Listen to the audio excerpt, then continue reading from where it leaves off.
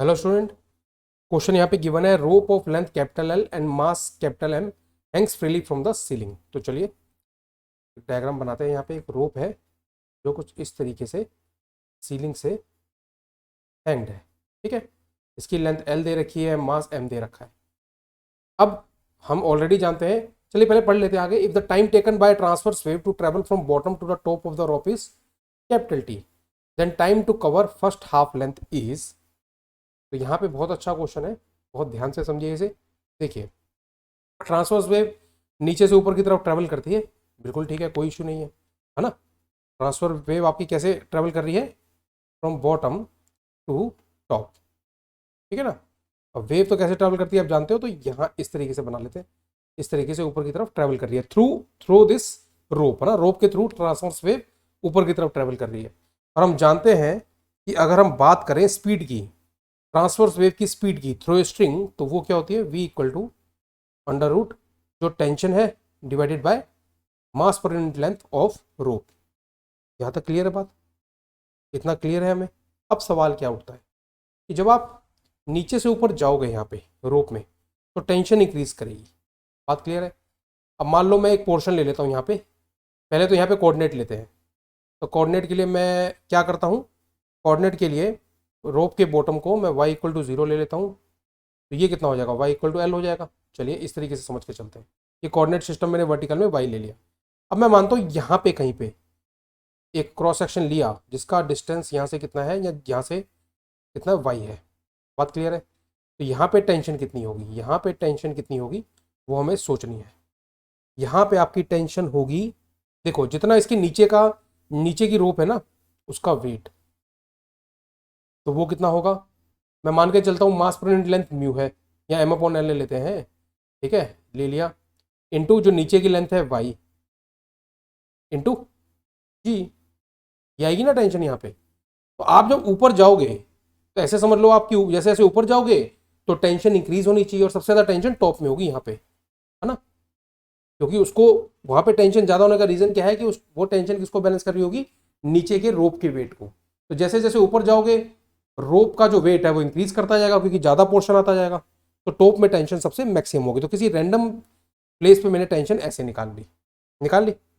अब यहाँ पे अगर मैं बात करता हूँ वेलोसिटी की, इस पर्टिकुलर पोर्शन में यहाँ पे मैं ट्रांसवर्स वेव की वेलोसिटी की बात करता हूँ, तो वो क्या आएगी? इसी रिलेशन से हम देखेंगे। वो आएगी under root T upon mu. कितनी आएगी? टी अपॉन म्यू, तो M upon L into Y into G आ जाएगा। और म्यू क्या होता है? मास पर यूनिट लेंथ, तो एम अपॉन एल आ जाएगा। तो ये कैंसिल आउट हो जाएगा मामला सारा। ठीक है, तो वी कितना आ जाएगा? Under root Y into G आ गया। वी कितना आ गया? अंडर रूट वाई इंटू जी। यहाँ तक तो बात एकदम क्लियर है।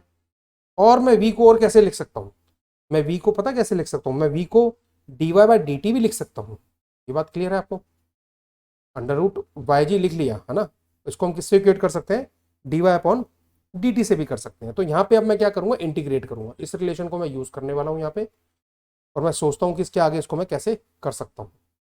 तो डी वाई कितना आ गया? D Y equal to root Y G D T. इसको ऐसे लिख लो, D T equal to D Y upon root Y G. अब उन्होंने बोला है बॉटम से टॉप तक जाने में कितना टाइम लगता है? Capital T. तो जीरो से कैपिटल टी ले लेता हूँ मैं लिमिट। और यहाँ पे लिमिट क्या लूँगा? वाई की वैल्यू कहाँ से कहाँ जाएगी बॉटम से टॉप तक? जीरो से कैपिटल एल। तो इंटीग्रेट कर लेते हैं। T minus zero equal to 1/√g। ठीक है, 1/√g।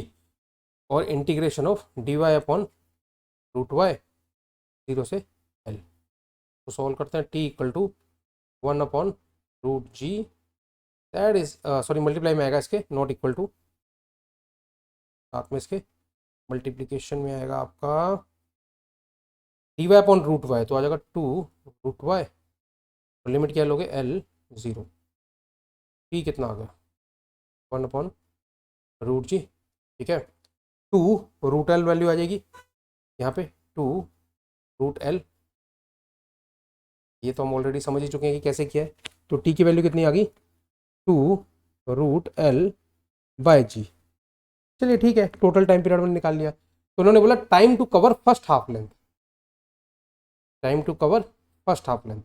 तो मैं बच्चे यहीं से प्रोसीड करने वाला हूँ, मैं यहाँ से प्रोसीड करूँगा इस बार, क्योंकि लिमिट बस इतनी लूँगा, 0 से फर्स्ट हाफ लेंथ तक का टाइम मैं स्मॉल टी ले लेता हूँ dt, और फर्स्ट हाफ लेंथ तक 0 से L/2 कर देंगे यहाँ पे, dy अपॉन रूट वाई जी कर देंगे। चलिए इसको सॉल्व करते हैं, t - 0 equal to 1 upon root G, यहाँ पे जब इंटीग्रेट करेंगे तो 2 रूट वाई आ जाएगा, की लिमिट आप लोगे L/2 से 0, तो स्मॉल टी की वैल्यू कितनी आ जाएगी 1 अपॉन रूट जी, 2 बाहर आ गया, 2 यहाँ ले लिया मैंने, और रूट वाई की वैल्यू कितनी आ जाएगी रूट L/2।